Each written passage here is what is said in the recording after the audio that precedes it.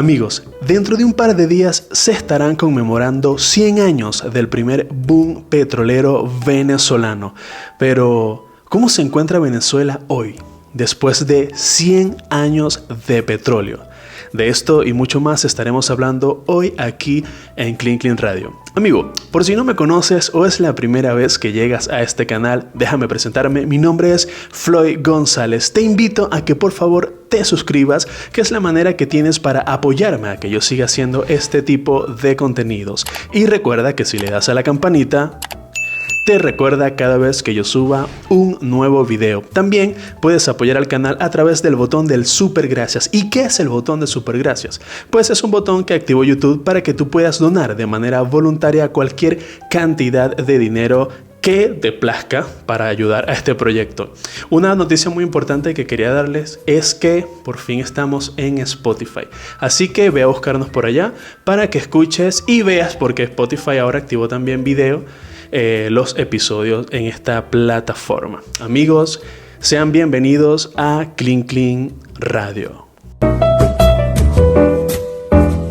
Bien, antes de comenzar este episodio quisiera tocar un tema muy por encimita que curiosamente también tiene que ver con el petróleo.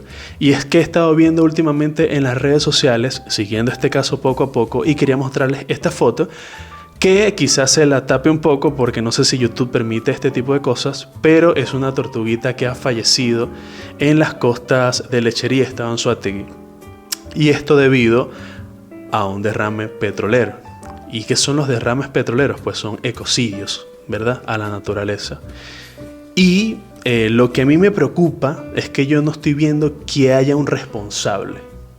Yo estoy viendo las tortuguitas muertas, estoy viendo que las playas se contaminaron y lo que no hemos visto, que está debajo del mar, que se ha contaminado, todo lo que ha causado este derrame petrolero. Pero yo no veo quién es el culpable, quién se responsabiliza de este acto tan macabro. Este es un llamado a que alguien tiene que ser responsable de esto. Porque si no, mañana hay otro derrame, hay otro, bueno, en el estado Sucre también hay unas fugas de gases en las tuberías por las poblaciones de San Pedro, en el estado Sucre, que he estado viendo por las redes. Nunca aparece un responsable. Así que, señores, hay que ponerse responsable. Este es un llamado a los ministros, a la gente encargada de esto, y a ti mismo que hables de esto como persona. Necesitamos hablar de los temas que son importantes en el país.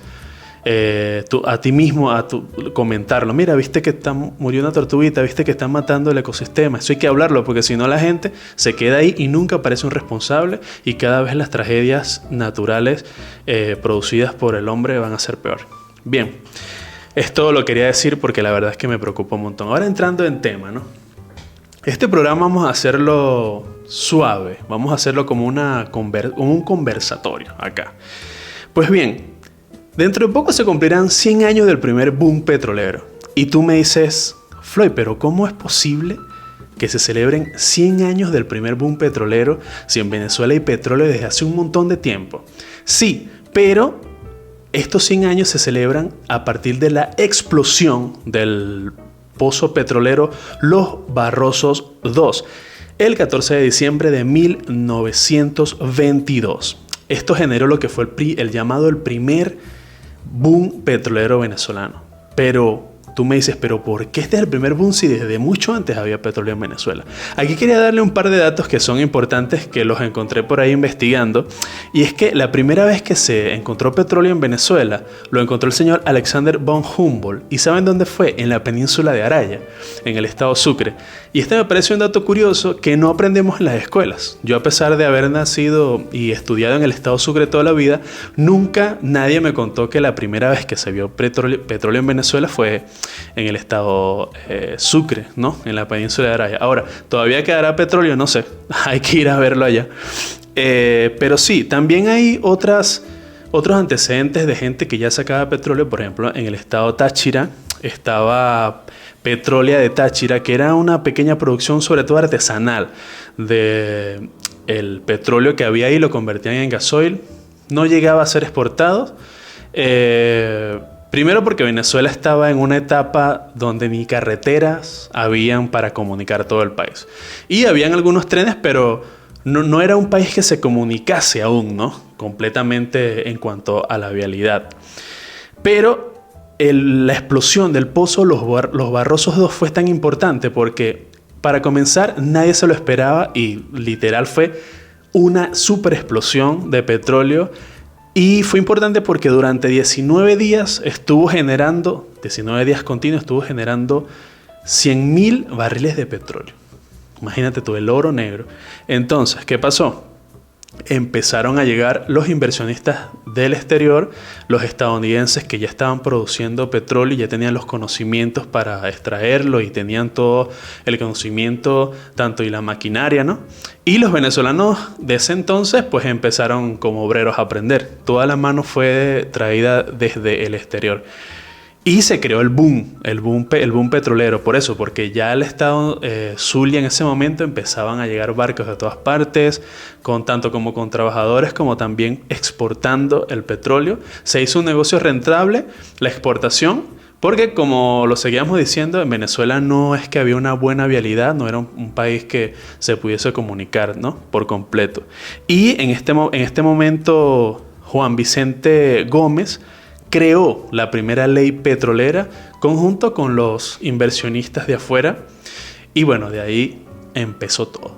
Por eso te digo, sí había petróleo antes en Venezuela, sí había petróleo, pero el boom del petróleo comenzó en 1922 con la explosión del pozo Los Barrosos 2. Pues sí, el petróleo llegó a Venezuela a ser un regalo, ¿no? Un regalo más de la naturaleza, un regalo más que la madre naturaleza le ha dado a este hermoso país, que tiene desde los pescados más sabrosos que hay hasta el oro y todo se lo dio la naturaleza a Venezuela. Y este regalo del petróleo se suponía que era el salvoconducto, era el canal, el camino mediante el cual Venezuela iba a convertirse en un país del primer mundo, un país de primera línea, un país exitoso.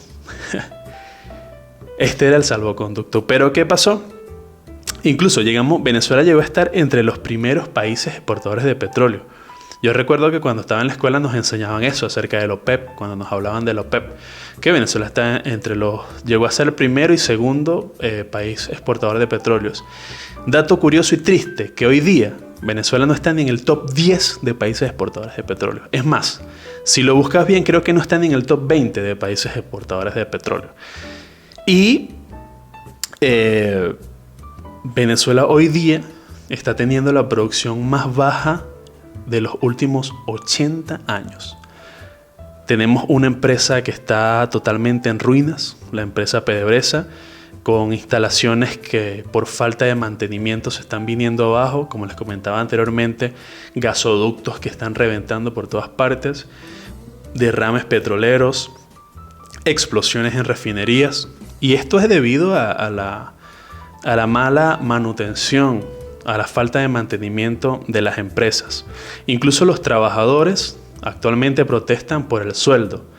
Y esto es algo curioso porque en la Venezuela de mi niñez, que no fue hace mucho, trabajar para una persona, para una familia, que un trabajador, una parte de su familia, sea el esposo, el hermano, quien sea, trabajase un mes, aunque sea, en PDVSA, era una bendición. Y era una bendición porque con un mes de lo que llamaban las famosas paradas, se resolvía 6 meses o el año incluso, ¿no? Y la gente siempre estaba esperando tener una oportunidad para entrar a trabajar. Claro, esto después fue viciado por lo que llamaron los sindicatos. Los movimientos sindicalistas pues llegaron a crear mafias donde hubo hasta muertos, donde era un problema ya entrar a trabajar en las empresas petroleras. Incluso se llegó a pagar para trabajar y era el negocio de los famosos cupos para trabajar y se vició la entrada. Pero hoy día igual, así, los trabajadores están reclamando porque los sueldos de PDVSA, lo que alguna vez fue una bendición, la verdad no les alcanzó. Y esto es parte de una mala administración. Si bien es cierto, tengo que decirlo, PDVSA vino de una mala administración un poco más atrás del gobierno de Chávez. La administración del presidente Hugo Rafael Chávez fue una administración fatal. ¿Por qué? Porque el petróleo, el barril de petróleo alcanzó su tope entre el 2010, entre el 2000 y el 2010. Fueron las mayores ganancias de petróleo de la historia de PDVSA. ¿Y qué pasó con eso? Se malversaron los fondos. Imagínense usted a dónde fue a parar todo ese dinero, no lo sabemos. Pero, ¿qué pasó? Porque yo siento que esta gerencia fue muy mala.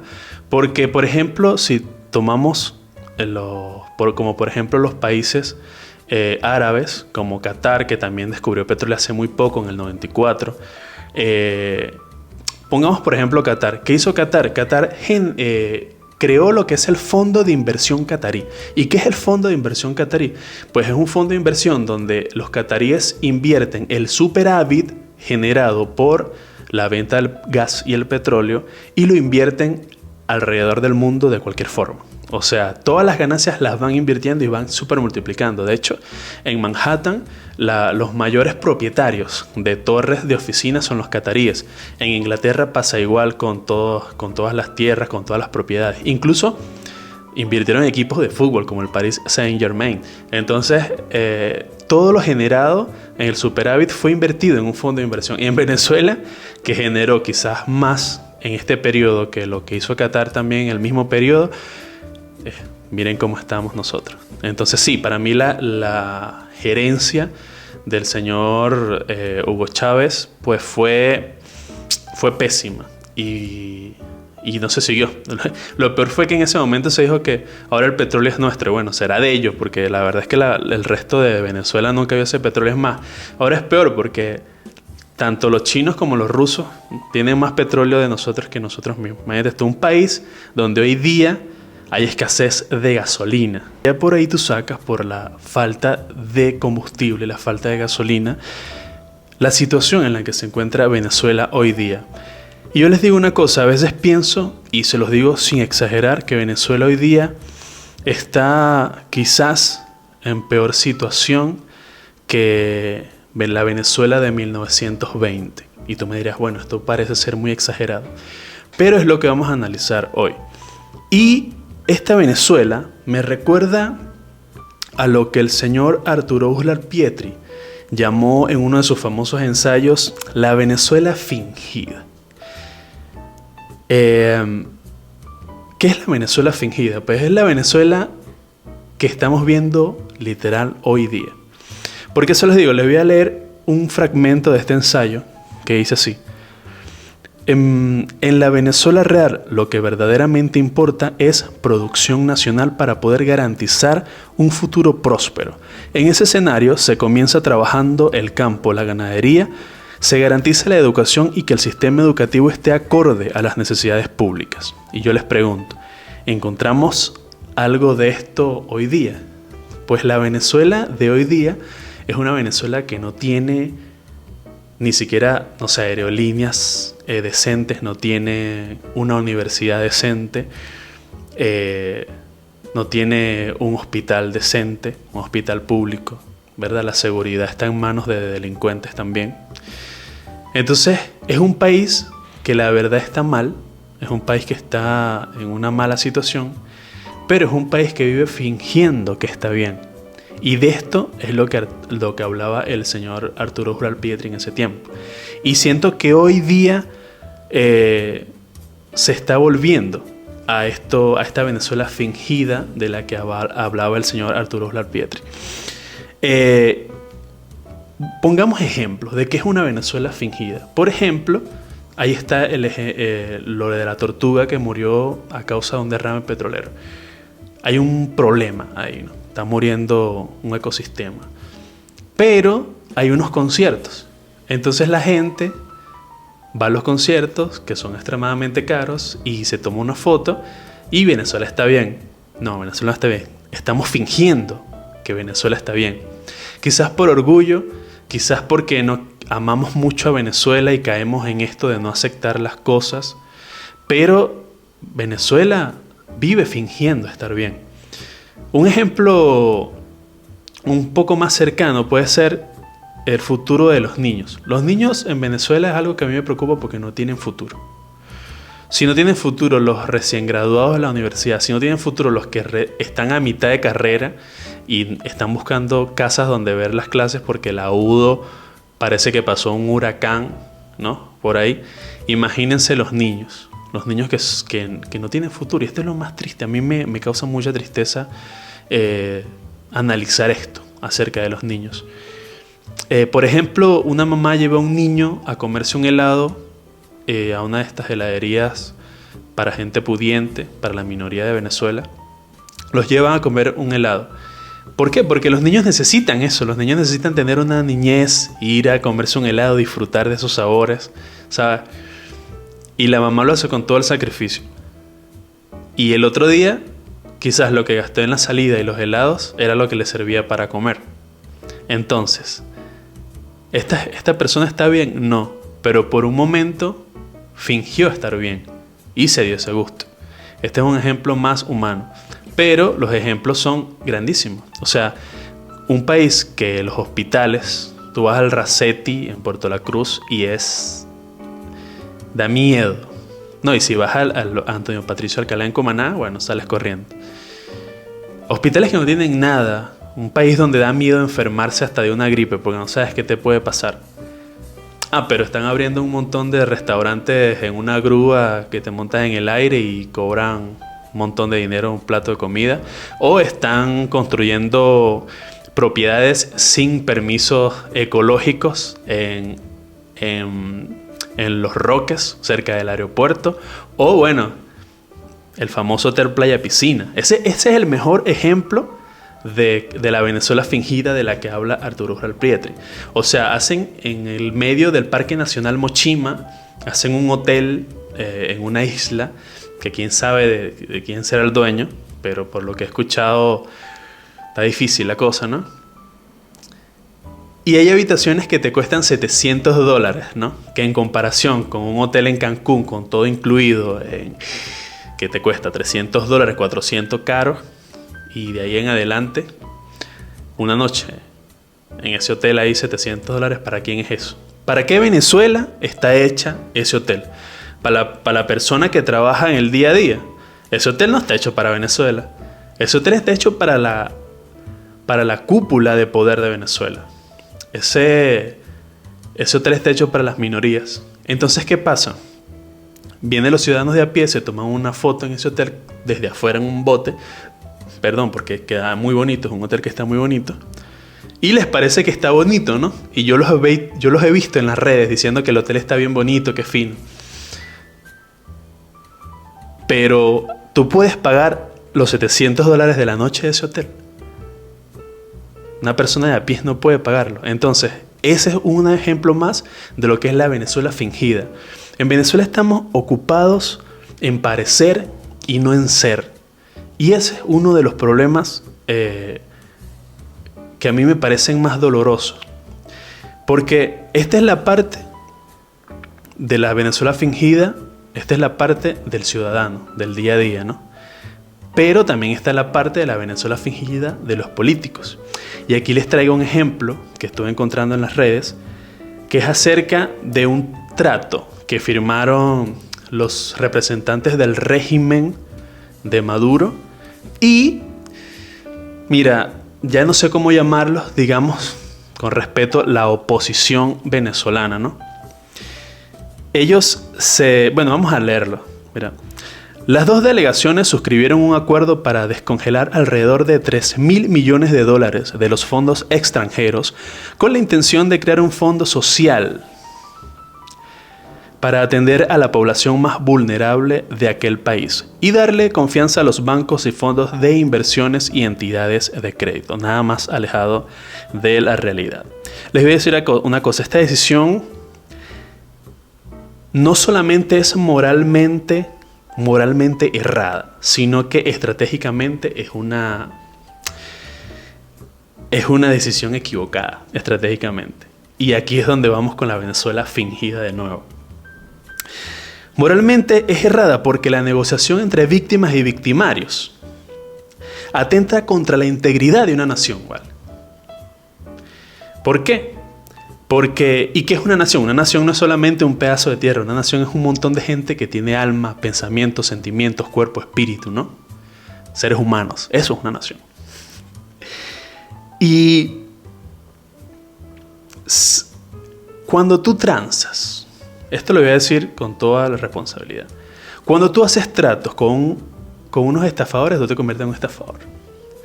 Cuando tú haces tratos con alguien malo, tú te conviertes en alguien malo igual. Con la gente mala no se hace tratos, porque estás confiando en gente que la verdad no son de fiar. Y segundo, bueno, imagínate este trato. Vamos a descongelar 3.000 millones, ¿cuánto es? A ver, 3.000 millones de dólares, imagínate tú. Más leña para la candela. De repente esto pueda traer algún beneficio, pero lo que sí siento es que el precio que se paga con esto es debilitar lo que debería ser, lo que son las bases más fuertes y más fundamentales de una nación, que es la dignidad y la lealtad a los principios que sustentan esa nación. Entonces, cuando transas con esta gente, ¿qué dignidad puede tener un dirigente de oposición que trance con esta gente que le ha hecho tanto daño a Venezuela? No te puedo respetar como dirigente de oposición. Eres uno más de la Venezuela fingida. Eres uno más de los que están fingiendo que están haciendo algo por Venezuela. Y esto es bastante triste, porque gracias a eso lo que hacen es perpetuar el poder. Esta parte es parte de la Venezuela fingida, sí, porque ellos fingen que están tratando de luchar por el país. Y muchos se lo creen. Pero es un resultado equivocado. ¿Y por qué también les digo que estratégicamente es un error, este caso en lo particular? Porque ya la gente debería saber que el gobierno de Venezuela no puede administrar ni siquiera una bodeguita allá en el pueblo mío, chicos. Este gobierno se ha demostrado que no ha podido administrar nada. El peor error y la falla más consecuente, más constante del gobierno venezolano es que no sabe administrar nada. Ninguna empresa que administró funciona hoy día. El país en general no funciona hoy día. La primera falla del gobierno venezolano es la administración. Y estamos dándole 3.000 millones de dólares para que lo administren de forma coherente, en corto plazo.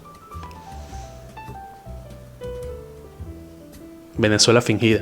Estamos viviendo en una Venezuela fingida. Y por ahí está Chevron, que vaya a venir a Venezuela. La gente lo que no sabe es que Chevron nunca se fue de Venezuela. Eso es algo que me parece curioso. Pero aún así, le digo una cosa. Para la nación, para el país que se llama Venezuela, los 200.000 barriles de petróleo diarios que le puede generar la producción de Chevron en los próximos meses, para mí eso es una miseria. Para mí eso es una limosna a un país con la historia petrolera que tiene. Para mí es completamente eso. Pero para las personas que nos preocupamos por Venezuela de verdad, que pensamos esta inversión y estos tratos con Chevron, es una pala más de tierra sobre el ataúd, por así decírselo, para no hacer el cuento más largo. Ahora, para ir concluyendo, es posible, tú me dices, Floyd, es posible salir de la Venezuela fingida y llegar a la Venezuela real. Sí es posible. Sí es posible. ¿Y es posible cómo? Primero, cuando el conformismo salga de la mayor parte de los corazones del país. Como decía Lee Primera, que la tristeza de mi pueblo sea convertida en fuerzas para que ya no siga enferma de conformismo en el alma, ¿no? Dice una canción de Ali. Que bueno, la gente que aquí politice las canciones de Lee Primera, ese es su problema, porque yo aprendí a separar la obra del artista. Pero bueno, sí, para seguir en el tema, creo que se puede llegar a la Venezuela real si salimos del conformismo en el alma. Y cuando la apatía de la que sufre Venezuela, el venezolano de hoy día, pues se acabe, salga del vocabulario esta apatía de que, bueno, sí, pero, bueno, ¿qué vamos a hacer? Si el gobierno, Bueno, al menos tenemos para comer hoy. Bueno, ya se está arreglando un poquito, por lo menos. Se ven cosas en los anaqueles. Esta apatía y la falta de reclamar una inversión nacional justa. Y yo les digo una cosa, no es necesario, porque sabemos que ya no funciona, porque van y te matan si tú sales a protestar masivamente, pero la protesta es el boca a boca, el día a día, el comentarlo. No dejen morir el tema político. Es importante seguir hablando de los problemas, de lo que pasa, exprésalo en las redes sociales, utilicen las herramientas de hoy día, hablémoslo. Hay que salir de la apatía y del conformismo que nos ha enfermado al pueblo venezolano. Yo siento que vamos a llegar a una Venezuela real cuando el venezolano se dé cuenta de que no es suficiente tener comida hoy. Eso no es suficiente. Lo que tenemos que pensar es que mañana también va a haber comida. Cuando pensemos y tengamos la confianza de que mañana y pasado también vamos a tener comida y dejemos la mentalidad de vivir al diario, que no es su culpa, sino que el pueblo ha sido obligado a pensar de esta forma por las necesidades. Pero cuando pensemos un poquito más y salgamos de esto, no es suficiente tener comida hoy, sino la seguridad de que mañana y pasado también vamos a tener comida. Y una cosa también es la alta superficialidad social. Y de esto se trata la Venezuela fingida. Que se reduzca el clasismo que hay hoy en Venezuela. Venezuela hoy día es una mata de clasismo, algo que no tenía el venezolano. Y hoy día la verdad es que las clases sociales están demasiado marcadas. Y son dos clases sociales: los que están dentro de la burbuja y los que no. Eso es así. Y las ganas de aspirar es los que están fuera de la burbuja, buscar la manera de entrar en las burbujas, ¿no? Y con esto no quiere decir que las burbujas son la chavista nada más. No, hay gente también que afortunadamente tenían sus negocios, invirtieron en cosas, están en sitios estratégicos en Venezuela donde les funciona la cosa y han ganado dinero, ¿sabes? También. No todos la gente que está dentro de la burbuja es chavista o algo así.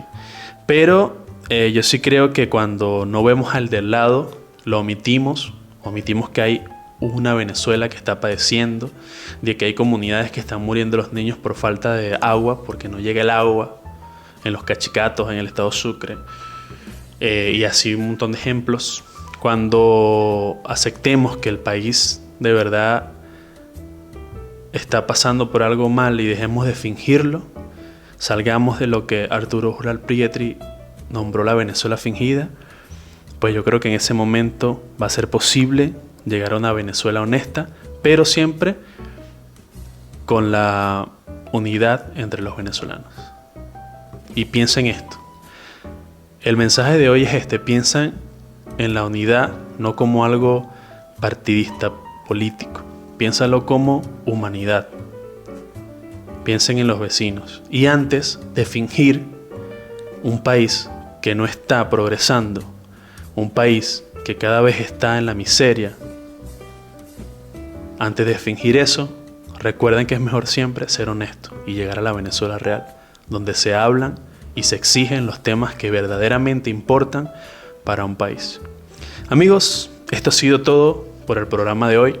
Espero que les haya gustado, y si llegaste hasta este punto del programa, te pido que por favor te suscribas, que es la manera que tienes para seguir apoyándome a hacer este tipo de contenido. Pero ¿qué opinas tú? Coméntamelo ahí abajo. Mira, tienes razón, estamos fingiendo. La Venezuela fingida de la que habla Arturo Uslar Pietri es verdad, ¿vale? O si no, tú me dices, pero otro canal, que eso es lo que les gusta comentar mucho. Pero otro canal, vale.